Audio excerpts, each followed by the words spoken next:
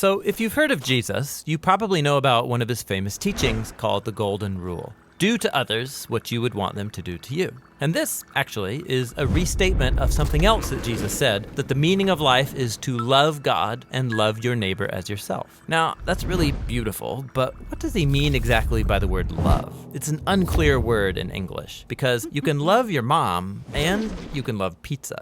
And if the word love means the same thing in both of those cases, your mom's gonna feel real bad. So what did Jesus mean in his language? Well, first of all, this love your neighbor phrase is a quotation from the Hebrew scriptures, where the word for love is ahava. However, the language Jesus spoke and taught in from day to day, it was a cousin language of Hebrew, that is Aramaic, in which the word for love is rachma. But then, as Jesus' followers spread his teachings around the world, they translated them into Greek, using the word agape. But here's what's fascinating. The earliest followers of Jesus, who wrote the books of the New Testament in Greek, they didn't learn the meaning of agape by looking it up in ancient dictionaries. Rather, they looked to the teachings of Jesus and the story of his life to redefine their very concept of love. So one time, Jesus was asked about the most important command in the Jewish scriptures. And he first quoted from the ancient prayer in the Torah called the Shema. Love the Lord your God with all of your heart. So love for God is the most important thing. But then Jesus quickly followed up by saying another command from the Torah was also the most important, to love your neighbor as yourself. So which is the most important, loving God or loving your neighbor? Jesus' answer is yes. To ask the question means you don't get his point. For Jesus, they are two sides of the same coin. Your love for God will be expressed by your love for people, and vice versa, they're inseparable. And so this makes it clear that for Jesus, agape love is not primarily a feeling for someone else that happens to you, like our phrase, I fell in love. For Jesus, love is action. It's a choice that you make to seek the well-being of people other than yourself. Jesus also went on to teach that genuine love for God and others means seeking people's well-being without expecting anything in return, especially from people who are in difficult situations, who can't repay you even if they wanted to. According to Jesus, this kind of generous love reflects the very heartbeat of God. And he took this even further. Jesus said that the ultimate standard of authentic love is how well you treat the person that you can't stand. Or in his words, you shall love your enemy and do good to them, expecting nothing in return. For Jesus, this kind of enemy-embracing love imitates the very character of God himself. Now, we wouldn't be talking about Jesus still today if he had only said things like love your enemy. This is how he actually lived. Jesus was constantly helping and serving the people around him in very practical and tangible ways. And he consistently moved towards poor and hurting people who couldn't benefit him in return. He showed love for the forgotten ones, the people who usually fall through the cracks. And when Jesus eventually marched into Jerusalem, he made himself an enemy of the leaders of his people by accusing them of hypocrisy and corruption. But then instead of attacking his enemies to overthrow them, he allowed them to kill him. Jesus died for the selfishness and corruption of his enemies because he loved them. After Easter morning, Jesus and then his followers claimed that it was the power of God's love for the world that was revealed in Jesus' life, death, and resurrection. As the Apostle Paul put it, God demonstrated his own agape for us in this: while we were still sinners, the Messiah died for us. Or in the words of the Apostle John, God's own agape was revealed when he sent his one and only Son into the world so that through him we could have life. And for John, then, this leads naturally to the conclusion, beloved ones, if that's how God has loved us, then we ought to show love for one another. So Christian faith involves trusting that at the center of the universe is a being overflowing with love for his world, which means that the purpose of human existence is to receive this love that has come to us in Jesus and then to give it back out to others, creating an ecosystem of others-focused, self-giving love. And that's the New Testament meaning of agape love.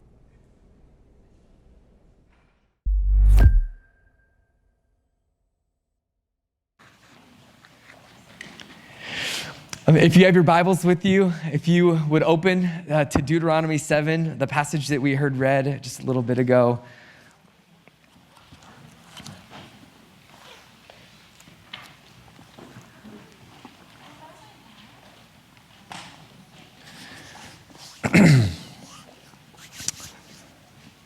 I want to share with you as we get started, one of the defining events or moments in my early relationship with Jane. It's not the one that she thinks I'm going to share right now.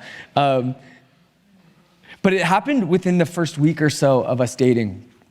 I was living in this tiny, disgusting apartment attached to an airplane hangar at the Enumclaw Airport. So if you can imagine the airport for a town of about 10,000 people, the runway was just a long stretch of dirt. And so Jane and I would go out for a lot of walks on this runway, kind of up and back. That is until we found mice in my apartment. And she discovered, if you don't know this about her, that mice, rats, these things are her greatest fear. So Jane never came back to my place after that. But that was later. At the beginning, Jane and I are out walking the runway. And we start to have this hard conversation about our pasts. Jane had been following Jesus since she was 4 years old. And she had worked hard to love Jesus and to honor him with her life. And our lives had been very different. And I was still a fairly new follower of Jesus. And in a moment of strange boldness, I just kind of laid it all out there. That this is who I have been. This is what I have done. And the way that the night ended, I wasn't sure what was going to happen next for us. Jane was pretty quiet. It was a lot for her to take in, but she'd take some time to process it, and we would talk some more in a couple days. And so then a couple days later, we're back at the airport, and we're walking the dirt runway again, and I'll never forget what Jane said to me that night in the midst of a longer conversation. She said, if God has forgiven you, how could I not?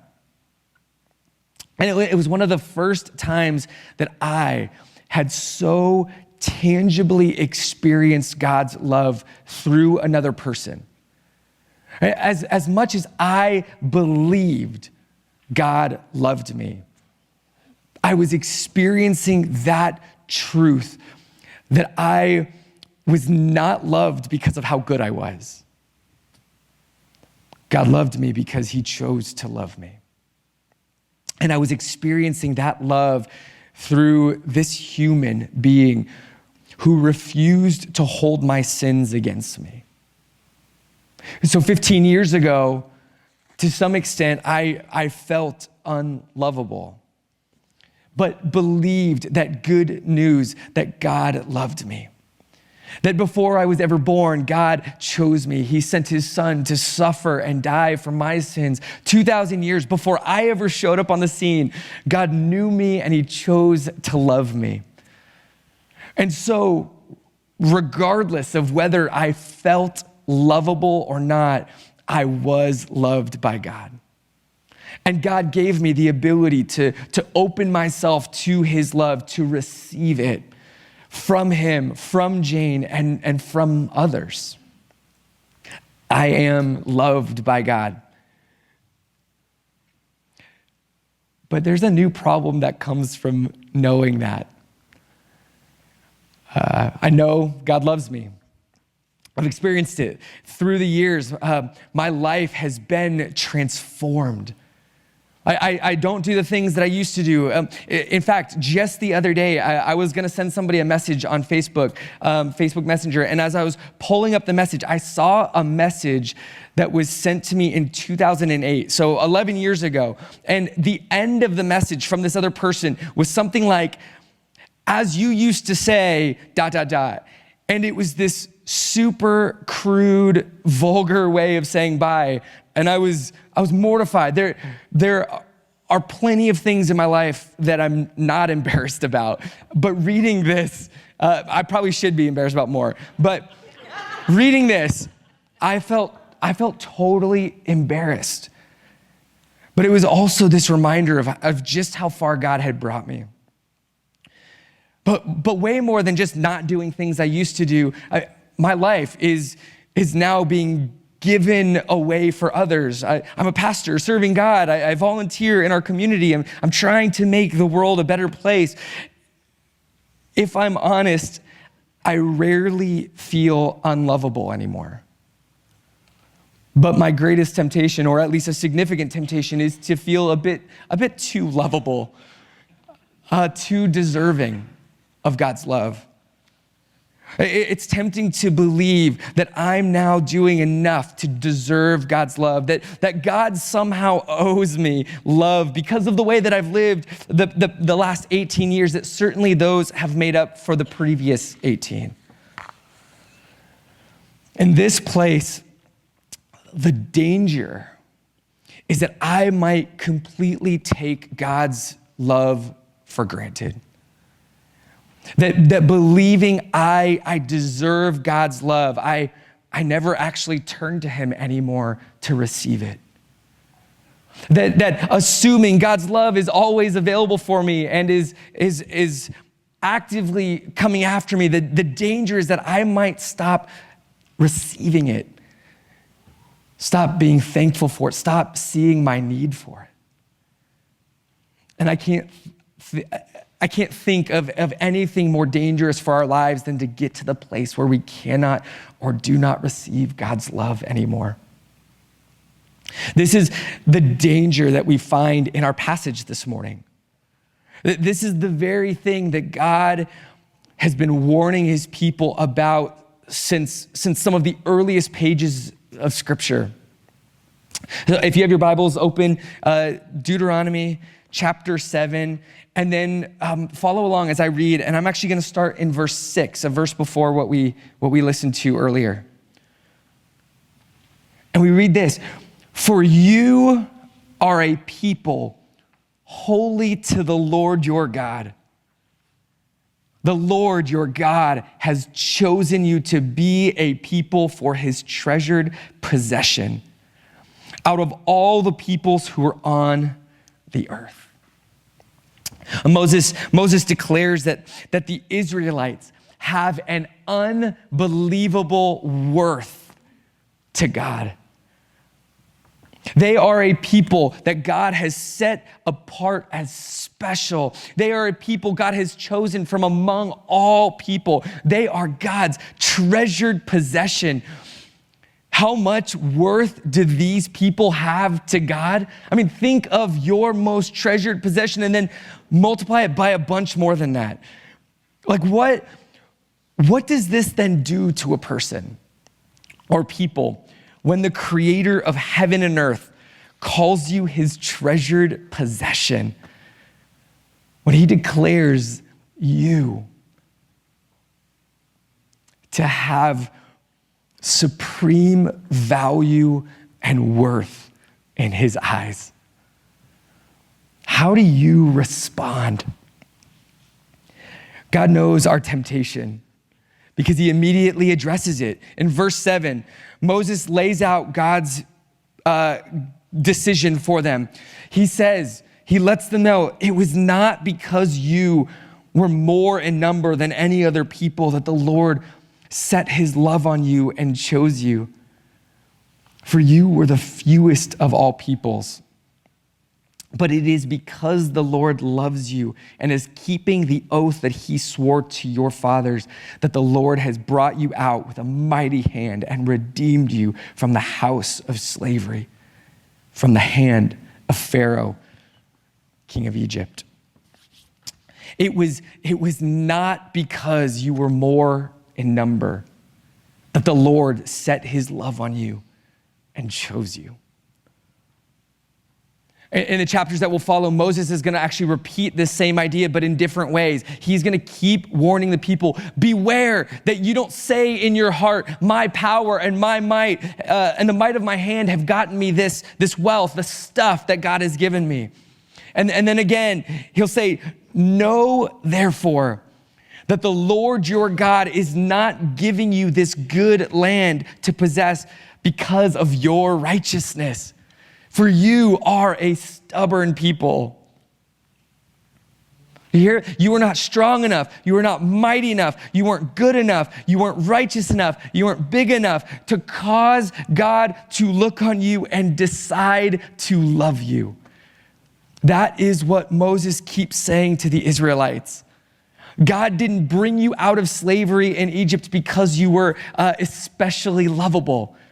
And God isn't taking you into the promised land because you somehow deserve it. And this is incredible news for us. Because if God loved you because you were lovable, what happens when things change and maybe these days you're no longer quite so lovable? If God was going to bless you because you somehow deserved it, what happens if somewhere down the road you no longer deserve it? The Lord set his love on you and he chose you because the Lord loves you and is keeping his promise. And then in verse 9, the Lord your God keeps covenant and steadfast love. Something both interesting and super confusing is happening in this passage. The word love keeps showing up in our English translations, and almost every appearance of the word love that we've read so far is a different Hebrew word. That's confusing. And like we heard in the Bible Project video, we can't just open a dictionary to define these words, but we look to the story of what God has done, of what God has been doing, which starts to give us a sense of it. And so the Lord set his love, or in Hebrew, hasak, on you and chose you. This word hasak refers to desire or want. So this first line essentially is saying the Lord set his desire on you. The Lord wanted you and chose you. Because the Lord loves, a different Hebrew word, ahava, you. So this word, ahava, has a range of meanings. In some places, it means a profound friendship. In others, it refers to the love of a family. And then still others, we find it referring to the passion of romantic love.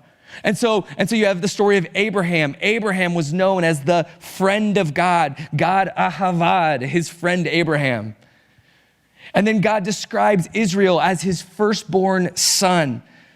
And God ahavad Israel as his son. But then Israel is also described in other places as God's bride. And so God ahavad Israel the way that Jacob ahavad Rachel. And if you know that story, it immediately draws a sense of what that word might mean, a willingness to work for years and years, and then even double those years just to receive your love.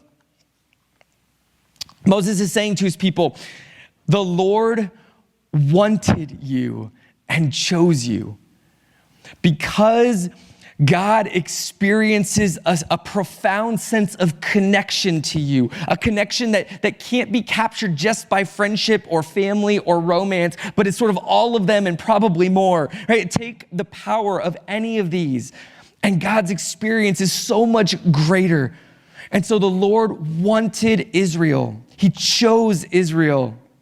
And he loves Israel with the love of a friend and family and lover.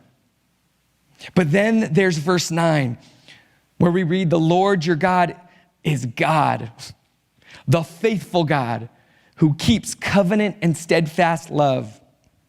Hear this, know this, the Lord your God, know this, experience this in a deep way. The Lord your God keeps covenant and steadfast love. And this word love is chesed. This love, this chesed, is the love that we offer in our marriage vows. This is the place where we see chesed declared most commonly. It is loyalty. It is faithfulness. So when I work with a couple that's preparing for marriage, I always tell them the same thing. You could go and talk to Stella, who's in the nursery. We just had this conversation just within the last couple months. I say this, don't get confused about what's happening during this ceremony. I know that both of you are gonna speak vows to each other, but don't let that get in the way of what's happening. See, because since there are two of you speaking to each other, the temptation is going to exist to think that these vows that you speak are connected or conditioned on each other. Right? That is, that if this person doesn't hold up their side, then I'm good to let go of my side. But there are no sides in a wedding. There are only two distinct and completely unrelated promises being made.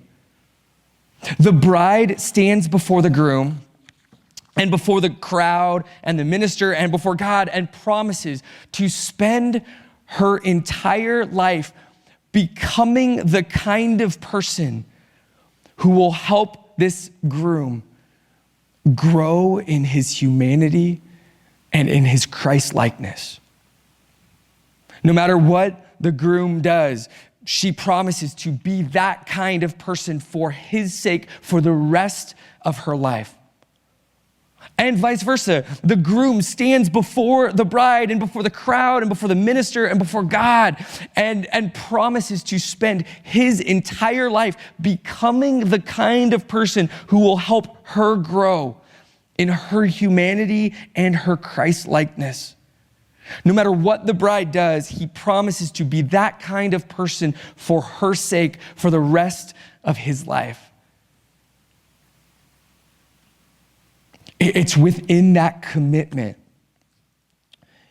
that we begin to identify with the other person as friend, as family, and as lover.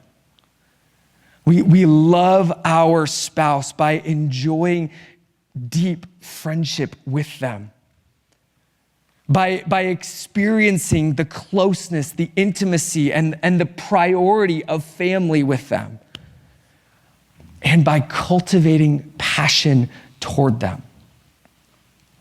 And as we pursue them in this way or in these ways, we declare, I want this person, not in a creepy, possessive way, but our desire is for them, for their good, for our unity. And this is what actually makes it possible that after 15 years of marriage, after 30 years of marriage, after 45 years of marriage, when youthful beauty is long gone, when the years have changed your interests, when life in the world has hardened you a bit, when everything in your life is different and has changed, you can look at your partner and say, honestly, it's not because of how you look or what you like or how much you make or even whether you are still keeping your wedding vows. I want you today. I choose you today because I chose you on that day. And you have become my friend and my family and my lover. I hasak you because I ahava you as friend, as family, and as lover, because I promised during our wedding to chesed you. This is the way the loves are working in this passage. And this is what Moses is doing. He is grounding God's very identity in the chesed love, in this love. Above all other descriptions of God, Moses is declaring God is love, which sounds familiar, right? We've been in 1 John recently. It's something that is a New Testament idea we find in Jesus, but is all the way through the First Testament as well. God is love. God is chesed. God is faithful to his promises and his commitments. And so when God commits to a group of people, God really commits. God is all in. But God didn't commit because of who these people were or what they did. God committed to them long before they were even around. God takes these human beings and he pursues them like friends. He cultivates a sense of family with them, and he pursues them like a lover. I mean, read through the First Testament and you will see God in pursuit of his people in all of these ways. He identifies with them in each of these ways. And so he experiences then all of the pain that comes from all of these sorts of relationships when they're broken, right? He feels betrayed by his friend. He feels dishonored by his family. He feels rejected by his lover. In verse 10, Moses says it this way: while God is busy loving his people, choosing them, they are busy not choosing him. The biblical word for rejecting someone or choosing something over someone else is hate. And so God's friend hated God when they looked for friendship with the world. God's family hated God when they shamed him and refused to trust him. God's lover hated God when they rejected God in favor of other gods and other lovers. God offers himself to his people, but they will not receive his love. They have taken his love for granted. They have assumed that they deserve it. After so many years of failure, by the time Jesus arrives, many have begun to believe themselves unlovable. There are so many reasons why we struggle to receive God's love, and all of them lead us to the same place. We betray, we dishonor, or we reject the one who loves us. We hate God, which leaves us in an awkward place, according to our passage this morning. Moses tells us that God repays to their face those who hate him. Repayment comes in the uncomfortable form of destruction. God won't be slack with those who hate him. He will repay him to his face. Which brings us to Advent. This is the season. We're in week 4 of the season of preparation for God's coming to us. As we look forward to Christmas, we ask the question, when God took on flesh and he met the people who hated him face to face, what happened? When God took on flesh and dwelt among us, when he came and he met with people face to face who hated him, what happened? Well, we're told that Jesus is the visible image of the invisible God, and everywhere that Jesus went, people were brought back to life. He restored them, he healed them. And we can go through the gospel stories again over and over. And the question we have to ask is, how was Jesus repaid for his love, for his faithfulness to his people? Well, he was the one who was destroyed. His very own people were not slack with him. They gave him what they thought he deserved. He suffered at their hands. The ultimate act of love and commitment. Jesus refused to fight against those who could no longer receive his love. Instead, he died in their place. He died at their hands. He showed them the lengths that a God who keeps covenant and chesed will go to love his people. And it was in this place, seeing what they had done to their own God, where the hearts of many were softened. I think of the sermon that Peter preaches on Pentecost, when he tells his people, when he tells God's people that they have crucified their own God, the Messiah. Their hard hearts were softened, and they were once again able to receive God's love. We celebrate Christmas year after year because this was the moment when God refused to remain in heaven. God wanted his people, as Moses says. He chose them. And he needed them to see the height, the width, the depth, and the breadth of his love for them. He had never loved them because they were good enough, because they had earned it, because they deserved it. He loved them because he made them, and he made a promise to them, and the rest is history.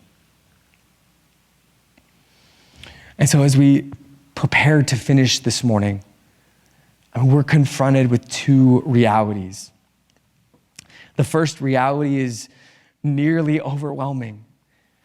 At least it needs to continue to be. And that first reality is this: the endless, unwavering, passionate love of God. That this is a given in reality. In fact, it is the most important given that exists. This is our starting place for everything. But the second reality is this: we must receive God's love.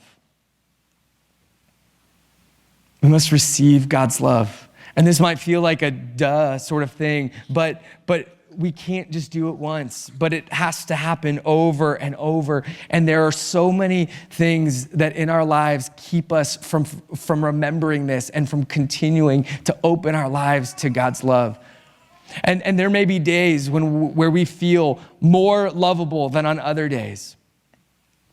But again, our lovability has nothing to do with whether we are loved by God or not. And so regardless of whether I feel completely worthy or deserving of God's love, or whether I feel completely unworthy or undeserving today, we must receive God's love again in this day, this moment, and tomorrow and the next day. And as I think back to what Jane's forgiveness did for me 15 years ago, I am becoming more and more convinced that God sends people into our lives, people who offer us love, tangible expressions of God's love, self-giving love. And these become opportunities to confirm just how open we are to love. I've shared this with a few people lately, but this summer during sabbatical, I came across maybe one of the best descriptions of the spiritual life that we have in Jesus that I've found, and I just continue to come back to it, and I find it compelling, and it just resonates with me deeply. But talking about our spiritual life, maybe you know this experience. It can be really difficult to talk about how my spiritual life is going. It can feel really ambiguous. Like, how do I talk about my spiritual growth? How do I know how my spirit is? But I love this definition that I came across this summer. Spiritual growth is expanding your capacity to receive love from God and others, and to offer that love to other people. Your spiritual life, your spiritual growth is based on your capacity to receive God's love and to receive love from others, and the extent to which you are then able to offer that love to others. And so, what is your capacity today to receive God's love fresh? To hear that you are loved? To trust that you are a beloved son or daughter of the Most High God? And what is your capacity today to receive love from others? I think that there's an interesting gap, if you will. We do Christian things, we show up to church, we read our Bibles, and so we sort of assume that, yeah, I'm letting God love me. But then there are these expressions of love around us that are coming towards us, that are being given to us, and we can't receive them. And just like the video suggested earlier, love for God and love for others are tied together. I think there's a case to be made that love from God and love from others are actually still tied together. That our ability to receive love from others, from humans, from people that we can touch and hug and know and be in conversation with, that our capacity to receive love from one another reveals the extent to which we can receive the love that God is offering us. So, do you know today how deeply loved you are? Are you able to receive and rest in this love today? If not, this morning is as good an opportunity as any to let God love you again. Today is the day to prepare to receive Christ's love anew.